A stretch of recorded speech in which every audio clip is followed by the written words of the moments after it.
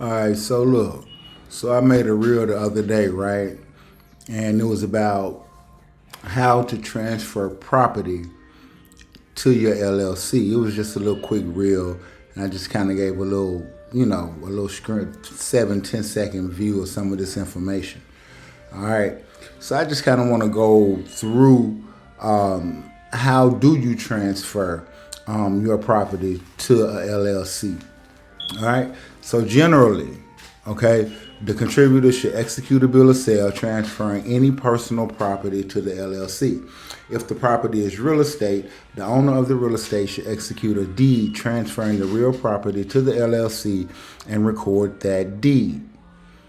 If the property consists of non-traded securities, for example, stocks and bonds, the owner of the securities should give the certificates to the LLC with an executed irrevocable stock power. If the securities are publicly traded, the LLC should register the ownership change with the applicable transfer agent. If the securities are not publicly traded, the LLC should register ownership of the securities with the appropriate officials, such as the corporate secretary of the issuer or the secretary of state, right? Okay. With that being said, you can transfer, your LLC can own things, right? It can own houses, it can own cars, it can own all of those things. But this all goes back to your basic foundation, to the foundation of your company. How is your company structured? Is your company totally separate from you?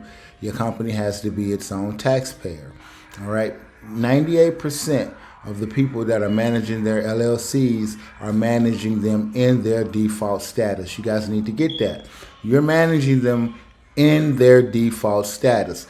If your company is not paying its own taxes, a lot of this stuff is just not going to be beneficial for you. You're not going to be able to protect your assets. You do not have the limited liability that you think you have. All right, let's continue. If the member is contributing a promise to contribute cash or property in the future, the contributor should give to the LLC a negotiable promissory note to that effect, identifying the LLC as the initial payee or holder. And you can't do that if the LLC is not paying its own taxes. And I have to break it down in layman's terms like that. All right, the entity has to be a separate entity from you. All right, and there's so much to learn when you're living the corporate lifestyle that you guys really need to take my crash course. You really need to take it so that you can be in compliance, so that you can be within the ramifications of the law, and also so that you could be getting the maximum efficiency out of the company that you're building, so that you can know all of the benefits and the resources that come along with entities. And this goes along with everything else, with setting up trust, all of the things you guys hear about being your own bank. All of these things go hand in hand with generational wealth. All right. So if the contributor is agreeing to perform services in the future, the contributor should execute a binding written agreement to that effect with the LLC. All right. And the written agreement should set forth the value of the interest to be transferred to the member in exchange for services for tax purposes. All right. Now, if the LLC is taking property subject to an existing lien or other debt, the bill of sale transferring that property to the LLC should identify it. I mean, you got to dot all your I's, you got to cross all your T's. That's with anything, even with your personal life. All right. And just kind of let me back up to when I was talking about the LLC and it being a separate entity. I mean, it's magical, people. You really, really need to pay attention. You need to jump on board. You need to join the Wealthy Vibes family. All right? I'm telling you now, I'm open, I'm new, I'm fresh, I'm coming hard every day. All right? Wealthy Minds, okay? Wealthy Vibes, Wealthy Minds. You need to join the family. All right? Where was I?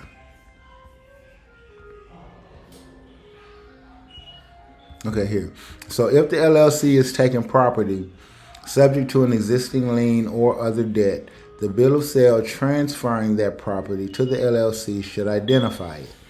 If the member is to be relieved personally of the debt encumbering any property contributed, the LLC should execute an assumption agreement assuming the debt. It may be necessary to obtain the lender's consent before the LLC assumes any debt of a member in order to prevent the debt from being accelerated.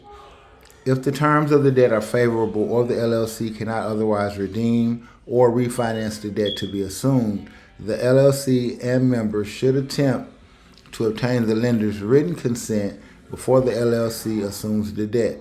Such assumption will not by itself relieve the member of the responsibility to pay the debt.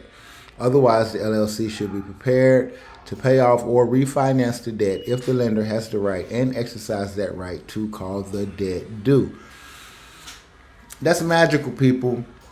I don't know whether you know it or not, but this is the power that your LLC holds. But your LLC cannot operate like this in its default status. If you don't know what I mean by default status, just drop a comment below. And I promise you, I'll check the comments and I will get to you. I want you guys to really, really get this. I want you guys to really, really understand that you have to manage your LLC properly. Your LLC, in order to get the full maximum benefits, you have to go beyond operating your LLC in its default status. Okay? I think I'm going to talk about that for maybe the next week. Operating your LLC in its default status. What does that mean? Who knows what that means? Comment below if you know what that means, y'all. Get in the comments. Get in those comments. We need to get this conversation jumping. We need to get this conversation going. We need to have a meeting of wealthy minds. Trust me, wealthy minds.